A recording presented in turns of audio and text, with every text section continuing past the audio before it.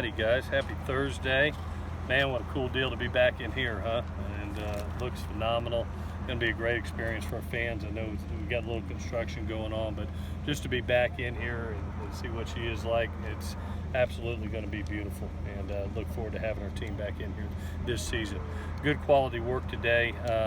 Did a lot of pitching and catching today, really for our receivers and our quarterbacks, tight ends, running backs, just because when you get in this arena, it is different. It is different to judge balls.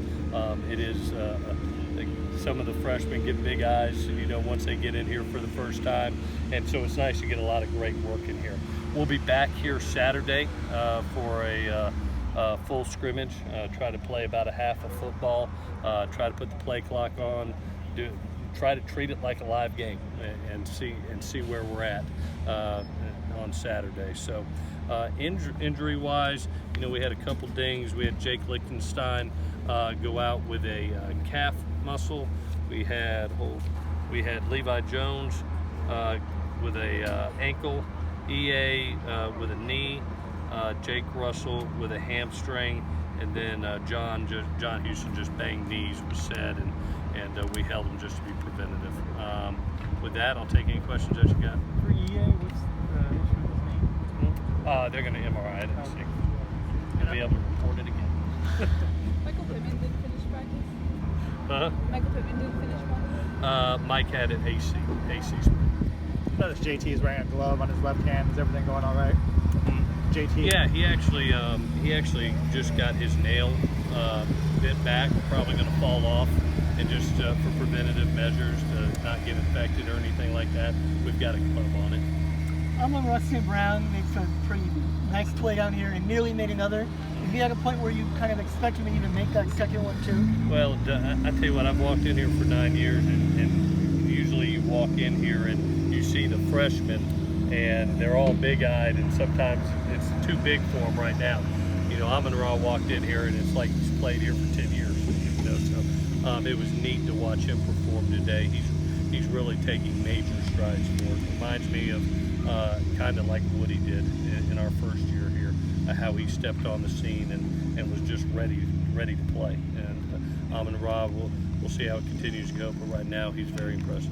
Talk about being in this building. Does this building look different to you or feel different to you? Do you have it, walking in here today? I tell you what, it's going to be really neat. I may walk around with you next Wednesday when y'all do the media tour to be able to see the whole thing.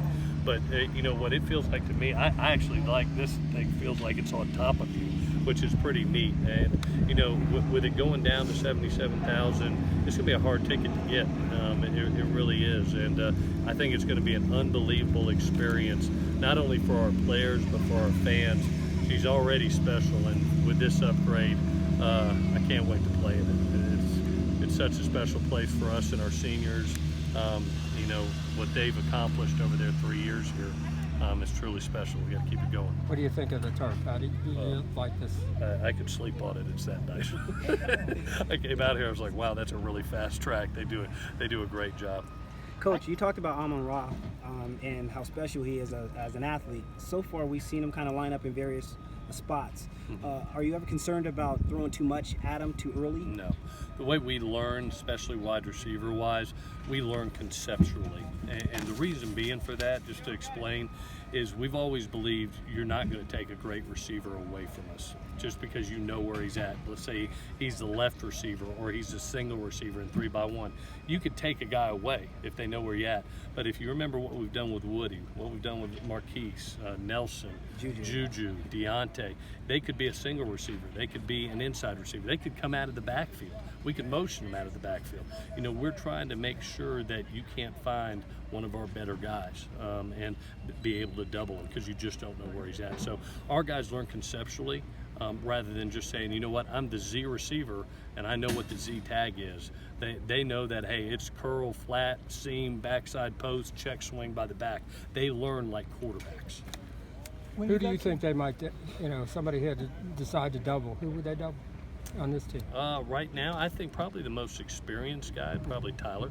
He's got the most experience, and when you look at the numbers, has had the most production.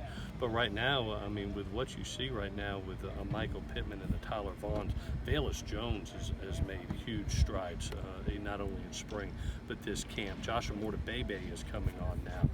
The two rookies are doing a nice job. Trayvon Sidney's coming along, so it's going good. Go. All right. When you got to review the film yesterday, from yesterday, did a quarterback stand out to you at all? No, I tell you what, those three kids, I told them all, I said I was really proud of them because, one, they made quick decisions, and they did it again today, and we put some heat on them. You saw the pressure period, and then Clancy, I love him, but we went to Norman down a distance, he still pressured, and that's what we need for those quarterbacks. We need to see it, and I thought yesterday they made great timely decisions, and they were accurate. They came out and threw 4 touchdown passes, when we got into the red zone scrimmage, which was great to see.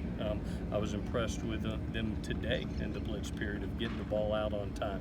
I look forward to watching the tape, but it was good to see, that sense of urgency to speed up. It was something we didn't have in the first 3 practices, and now we're starting to see it. And those live bullets help.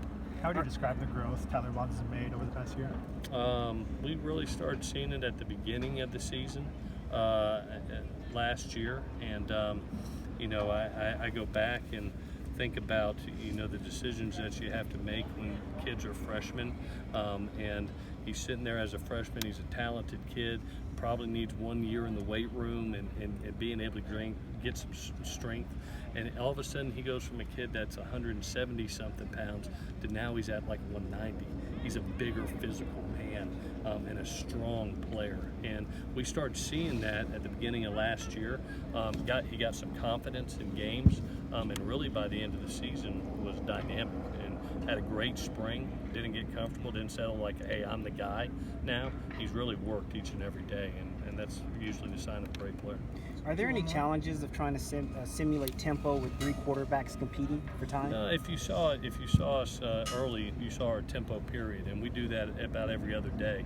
So my fat butt could run and get in shape, spotting the ball and making sure we're going fast. But also, it allows a quarterback to get in flow. And we're going to need to see it for our defense. You think about the no-huddle offenses in this league. We have to practice that and try to get real live reps at it. It may not be that as fast. That one period we do is as fast as we can go to be able to simulate teams that are in the Pac-12 that do that, that are no-huddle. All right, I guess. Thank you. Thanks, Scott.